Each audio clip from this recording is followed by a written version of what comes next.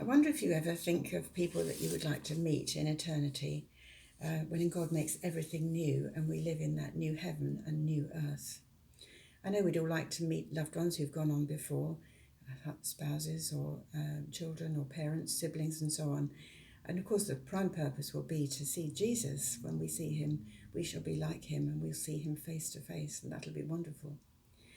But we also remember people who have led us through difficult times, who've been with us in joy and sorrow, and will we ever be able to share with them again in eternity? I'd like to introduce you to two Bible characters that I'm very fond of and would love to talk to one day in eternity. And they are found in Exodus, and their names are Bezalel and Oholiab. Great names, aren't they? Imagine calling your baby boys Bezalel and Oholiab. That would cause some discussion at the school gate. Now, after Moses had spent several periods of 40 days and nights on top of the mountain with God, he came down with full instructions direct from God about how to build the tabernacle, the place where God would dwell in the middle of that vast camp, which was the temporary home of Israel during the 40 years that they spent in the desert.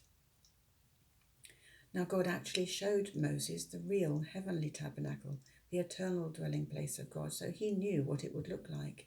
And he had to somehow inspire the people who would make the earthly tabernacle, along with the detailed instructions and measurements given by God. Of course, God is never unprepared, and he had chosen these two men, Bezalel and Oholiab, equipped them with the Spirit of God, with skill, ability, and knowledge in all kinds of crafts, and the ability to teach others. So they set to work making the tents, and inside of the tent, of course, was the simple furniture, the table, the golden lampstand, the golden altar of incense, and the Ark of the Covenant. This was the masterpiece.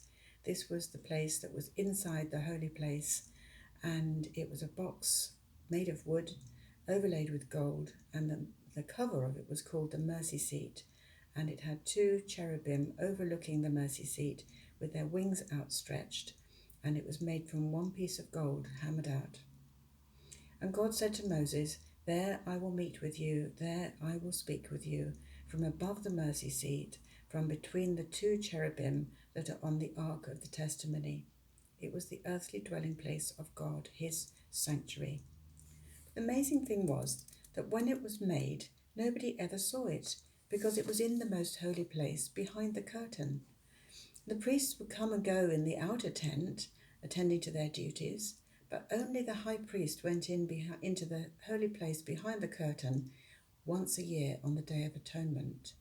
And I think he probably wouldn't have dared to look at the ark, and if he could see it, it was probably surrounded by clouds and clouds of incense, so it was probably impossible to see it anyway. But nobody ever saw that work that they did. Nobody really was able to appreciate its beauty. And they didn't even see it when the camp moved, because they moved 33 times in 40 years. But there were poles each side of the ark, and they used to collapse the tent over it and carry it on the poles. And so no one ever saw it. So what's the point of all this? Well, it was work done by two men entirely for God. If they were looking for affirmation from people around them, it wasn't forthcoming, because they never saw the beauty of that ark in the most holy place. So who are the modern day Bezalels and Oholiabs? Are there people today who are specially skilled to do things for God like this? Well, I heard of one the other day. In the city of Coventry, they decided, the churches got together and they decided to prayer walk the city, the entire city of Coventry, 3,000 streets. And they asked somebody to make an app that could be downloaded onto people's phones, where they could choose which streets they were going to walk, and that everybody could see how many streets had been done and how many hadn't. And so it all happened in the month of June, and the app was ready, and people downloaded it. And in the entire month of June, the Christians in Coventry walked most of those streets and prayed for the people of Coventry. And they prayed for God's kingdom to come. They prayed for salvation to come to those families, and they prayed a blessing on that city. And it was all done through the use of this app. Now, somebody asked the man who produced the app, how long it had taken him to make it.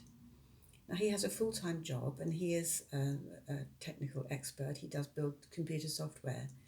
But he said, well, probably hundreds of hours. I lost track of it. And he spent hundreds of hours. And the people that downloaded the app wouldn't be thinking about who made it, who did it, who produced it. That man had spent every commuting journey when he went to and from work on the train every day for months and months and months. And he's produced something which is entirely for God.